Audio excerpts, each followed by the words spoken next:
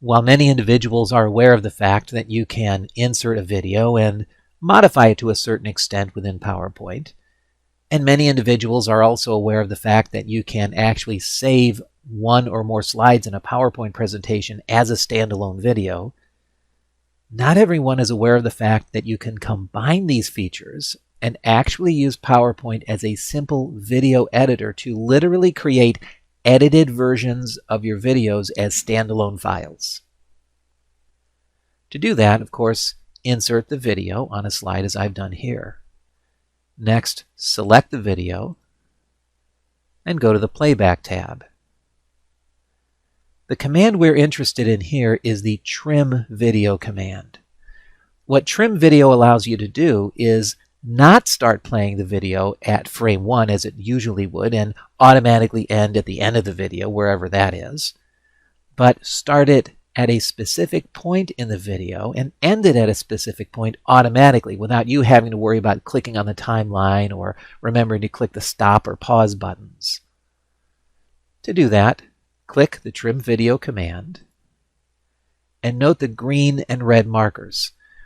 By default, of course, the green marker, which is the start marker, is at the very beginning of the video, and the red marker, which is the end marker, is at the end of the video. To adjust them, simply click and drag them to wherever you need them to be on the timeline.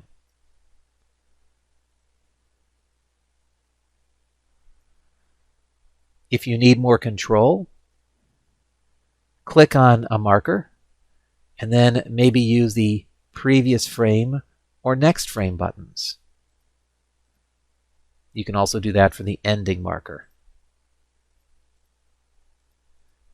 If you need a specific time, you can use the start time and end time boxes. Either click the little spin buttons to adjust the time very specifically, or click inside the box and type in exactly when you want the clip to start and when you want it to end.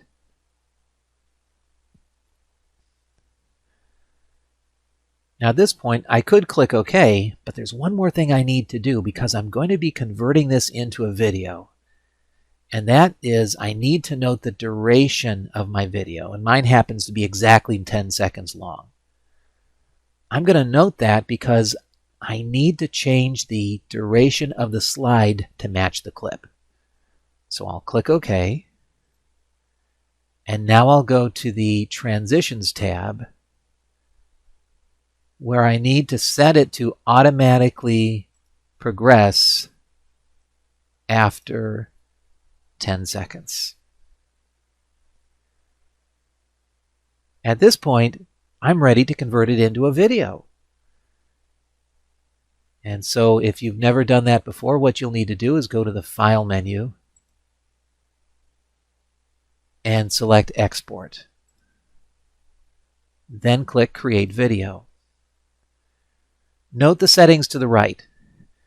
Full HD is the default setting. If you need the file to be a little bit smaller, of course, you can change that to something else.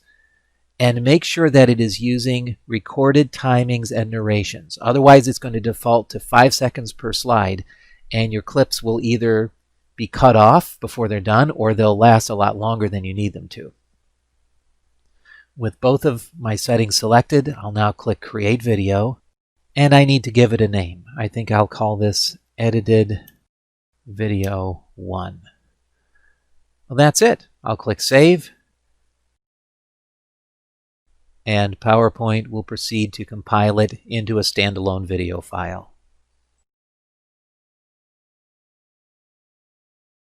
Okay, that's fine if all you're doing is trimming a little from the beginning and the end of the video. But what if you need to use clips from the middle of the video, maybe multiple clips that you're going to splice together? Well, that's a little bit different. In that case, what you'll need to do is put each section of the video that you want to splice together on a separate slide. So in other words, I inserted my video onto slide 1, and then I trimmed it as necessary. And let's take a look at that. I'll select it. I'll go to Playback and click Trim. And you can see that I start at 1 minute 51 seconds in, and I end 10 seconds later. So I'll cancel that, and let's take a look at the second clip. I inserted the same video on this slide, and now I'll select that as well. Go to the trim video command, and you can see in this case I'm starting in at 7 minutes 22 seconds, and once again I chose to make it only a 10-second clip for this example.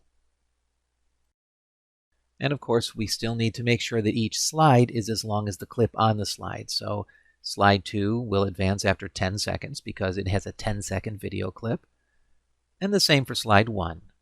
That clip is also 10 seconds long, so the slide will advance after 10 seconds.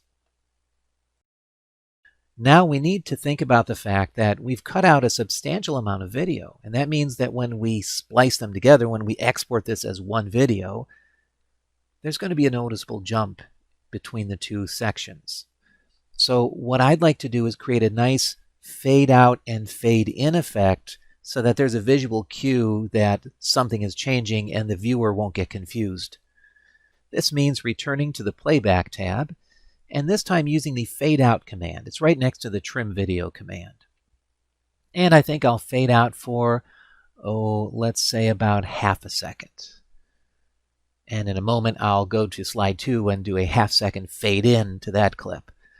But before I do that, there's another step I need to take. If you look at this slide right now, if you look at the picture of the video that we see, this is actually an image taken from frame 1 of this clip. And that means if I leave it as is, what's going to happen is it's going to fade out from the last frame and back into this picture of frame 1, which isn't going to look right. To fix this, we need to replace this image with something plain. In my case, I'm going to use a plain black screen. So it's going to fade out to black, and then I'll do the same thing on the second clip, and it's going to fade into black. To accomplish this, we go to the Video Format tab, and we change what PowerPoint calls the poster frame. I'll select an image from a file that I've created previously for this very purpose. So I'll select Image from File and select From a File. And there's my simple black box. That's going to be the black screen that I fade out to. I'll select that and click Insert. And while I'm at it, I think I'll go back to the Playback tab because I'd like to fade in from black as well. I think that'll look nice.